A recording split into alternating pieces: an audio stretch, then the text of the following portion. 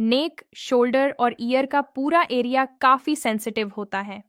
कानों में हल्की हल्की बातें कहना, उन्हें धीरे से सहलाना या फिर हल्का सा चूमना, ये सब चीजें काफी सेंसिटिव रिस्पॉन्स देती हैं। कानों में कुछ फुसफुसाकर कहना भी उतना ही उत्तेजना पैदा करता है जितना कहीं और टच करना। तीसरे नंबर पर मैं शामिल करना चाहूंगी एरियोला और थाइस के नीचे का एरिया। एरियोला एरिया में भी काफी सेंसिटिविटी होती है। वहीं थाइस के बीच का वह हिस्सा जहां आप सीधे जननांगों की तरफ नहीं जा रहे होते, पुरुषों और महिलाओं दोनों में बराबर सेंसिटिव रिस्पॉन्स देता है। ये ऐसे एरियाज होते हैं जहां हिप्स या बाकी बॉडी पार्ट्स की तुलना में ज्यादा सेंसिटिविटी पाई जाती है। चौथे नंबर पर मैं बात करूंगी नेवल यानी लोअर टमी की। ये ऐसे एरियाज होते हैं जिन्हें हम टच हैंडल भी कह सकते हैं, क्योंकि यहाँ हाई नर्व एंडिंग्स मौजूद होती हैं। निप्पल्स और लोअर बॉडी फैट दोनों ही आपकी सेंसिटिविटी से जुड़े होते हैं। इसके अलावा तलियां, चाहे हाथों की हों या पैरों की, भी काफ़ी रिस्पॉन्सिव होती हैं। अगर आप हल्का गुनगुना तेल लेकर प्यार से इन्हें स्टिमुलेट करें तो आपको डेफिनेटली एक अलग तरह का हाई महसूस होगा। बस तलियों पर हल्के हल्के पैटर्न बनाएं, जैसे कोई डिज़ाइन या अपना नाम लिखने की कोशिश करें, ये भी काफ़ी सेंसिटिव होता है। इंसानी शरीर सिर्फ मांस का ढांचा नहीं है, बल्कि यह फीलिंग्स और संवेदनाओं का खजाना है।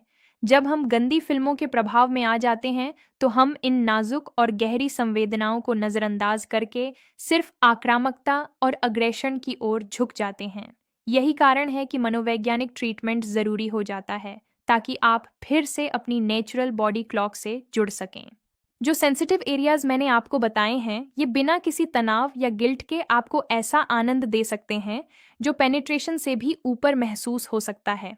अक्सर कपल्स के बीच दूरी इसलिए बढ़ती है क्योंकि वे एक दूसरे को समझने और एक्सप्लोर करने के बजाय सिर्फ इस्तेमाल करने लगते हैं। जब आप अपने पार्टनर की गर्दन, हथेलियों और तलवों पर ध्यान देते हैं तो दिमाग में एंडोर्फिन रिलीज होता है, जो आपके रिश्ते के प्यार को कई गुना बढ़ा देता है। याद रखें, एक अच्छा पार्टनर वही होता है जो अपने जीवन साथी की शारीरिक ज़रूरतों के साथ साथ उनकी मेंटल हेल्थ का भी ध्यान रखे। आज जिन एरियाज के बारे में मैंने आपको बताया है, आप उन्हें आजमा कर देख सकते हैं।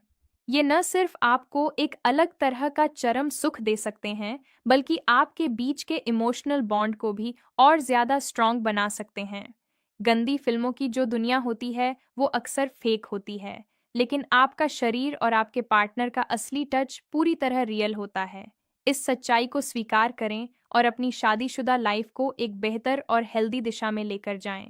मैं चाहती हूँ कि हर कपल अपनी इंटीमेसी को बिना किसी दबाव और बिना किसी गिल्ट के पूरी तरह एंजॉय करे।